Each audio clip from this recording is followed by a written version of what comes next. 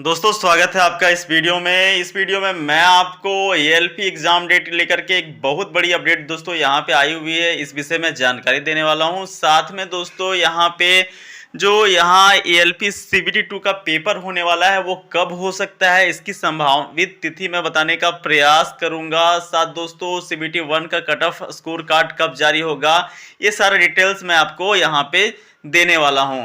तो दोस्तों यहाँ पे आप देख सकते हो कई सारे यहाँ पे नोटिस हैं जो कि एएलपी की रिगार्डिंग है, लेकिन कल के डेट में ही यहाँ पे एक नोटिस जारी किया गया है जो एएलपी के एग्जाम को लेकर के यहाँ पे है। आप यहाँ पे देख सकते हो इसका रिजल्ट के विषय में बोले तो इसी माह इसका रिजल्ट जो है वो जारी होने वाला है, यानी जनवरी के एंड तक इसका रिजल्ट जो है वो जारी हो जाएगा। देखो दोस्तों आप ये मान के चलो कि जनवरी के 4th वीक में यानी कि 24 से लेकर के यहाँ पे 31 जनवरी के बीच में कभी भी रिजल्ट जारी हो जाएगा। और जैसे ही रिजल्ट जारी होगा दोस्तों इसका जो स्कोर कार्ड होता है, स्कोर कार्ड होता है कि आपके रॉ स्कोर कितने हैं, नॉर्मलाइज स्कोर कितने हैं, ये आपका साथ में जारी हो जाएगा।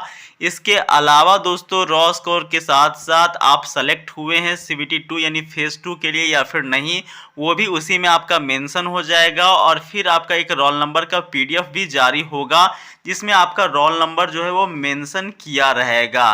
तो यहाँ पे आपका सब कुछ जो है वो यहाँ 4th वीक के अंदर ही जारी हो जाएगा, जिसमें आपका रॉ स्कोर, नॉर्मलाइज स्कोर, साथ में आप फेज 2 के लिए सेलेक्ट हुए हैं या फिर नहीं हुए हैं, कुल मिलाकर के कंप्लीट स्कोर कार्ड जारी होगा। और साथ में आपका एक पीडीएफ जारी होगा जिसमें आपका रोल नंबर मेंशन है या फिर नहीं है वो जानकारी दिया जाएगा। तो ये मान के चलो कि इसी महीने के लास्ट वीक में आपका रिजल्ट जो है वो पब्लिश होने वाला है। ठीक है, अब थोड़ा सा दोस्तों यहाँ पे मैं सीबीटी 2 के पेपर के विषय में आपको एक आइडिया दे देता हूँ।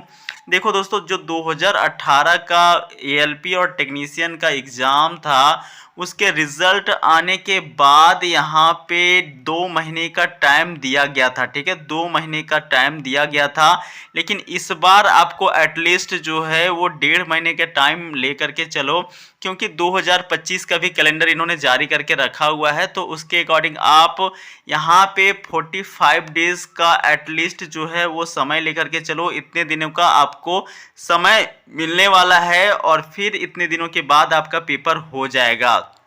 फिर दोस्तों यहाँ पे अगर बात करें इसका जो सीबीटी 2 का पेपर है ये कब तक हो सकता है, तो देखो जनवरी में रिजल्ट पब्लिश होने वाला है।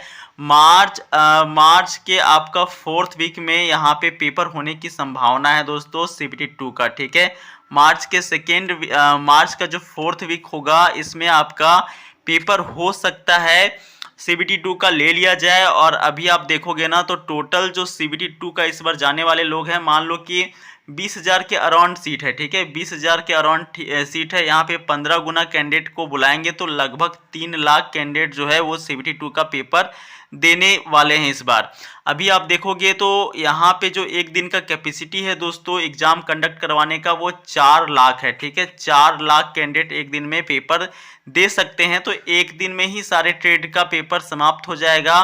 चाहे आप कोई भी ट्रेड से यहाँ पे फॉर्म फिलअप किए हो, आप डीजल मैकेनिक हो, इलेक्ट्रीशियन हो, फीटर हो, टर्नर हो, वेल्डर हो, वेल्डर का खैर तो यहाँ पे एएलपी के लिए एलिजिबल होते ही नहीं है, किसी भी ट्रेड से आप हो, सारे ट्रेड का एक ही दिन में पेपर समाप्त हो जाएगा, क्योंकि 3 लाख कैंडिडेट यहाँ पे पेपर देने वाले हैं और एक दिन का कैपेसिटी 4 लाख का है। ठीक है, तो ये मान के चलो कि आपका पेपर जो है वो मार्च के 4th वीक के अंदर होने वाला है और एक दिन में ही सारा पेपर समाप्त हो जाएगा। ठीक है, उसके बाद अगले महीने में ही आपका साइकोप का पेपर जो है वो हो जाएगा। अब थोड़ा सा कट ऑफ का एक आइडिया मैं आपको दे देता हूं कि कितना जा सकता है। देखिए किसी भी आप जोन से हो, 21 आरआरबी में से किसी भी आरआरबी से आपने फॉर्म फिलअप किया है दोस्तों, आप किसी भी कैटेगरी से हो, आपके रॉ स्कोर जो है वो एटलीस्ट जो है कम से कम 30 बन रहे हैं, 30 बन रहे हैं, तो आप डेफिनेटली श्योर रहो आपका चयन जो है वो हो जाएगा। क्योंकि 15 गुना कैंडिडेट को बुलाएंगे, 15 गुना कोई कम नहीं होता है दोस्तों। पिछला बार 2018 का जब पेपर हुआ था तो लोगों को जबरदस्ती यहाँ पे बुलाया गया था। ठीक है, 27 जो पासिंग मार्क्स होता है ना, 75 में अगर पासिंग मार्क्स की बात करें तो 26.5 होता है। लोगों के 26.5 भी नहीं बन रहे थे दोस्तों पिछला बार। जिन लोगों के 20-21 के आसपास भी था तो उन लोगों को ज़बरदस्ती यहाँ पे नॉर्मलाइजेशन की सहायता से उन लोगों का मार्क्स 28-29 के आसपास हो गया था और लोगों को बुला लिया गया था CBT 2 के पेपर देने के लिए, ठीक है। तो आप मान के चलो, हालांकि मैं मानता हूं कि पिछला बार सीट जो है वो ज़्यादा था, 60,000 था, लेकिन पिछला बार फॉर्म भी काफ़ी ज़्यादा गया था दोस्तों। इस बार तो आप देख ही रहे हो अप्रॉक्स में कितना फॉर्म गया है, तो लगभग जो है 20-22 लाख के आसपास फॉर्म गया है इस बार, जबकि पिछला बार 2018 के पेपर हुआ था वहाँ पे 50 लाख से भी ज़्यादा फॉर्म गया हुआ था ALP और टेक मिला करके, ठीक है।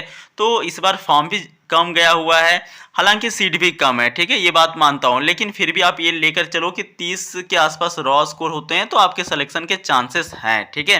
तो देखो ऑलमोस्ट मैंने आपको सब कुछ जानकारी देने का प्रयास किया है। किसी भी प्रकार का कोई डाउट हो तो भाई कमेंट बॉक्स में जरूर पूछिए। मिलते हैं नेक्स्ट वीडियो में। वीडियो पूरा देखने के लिए धन्यवाद।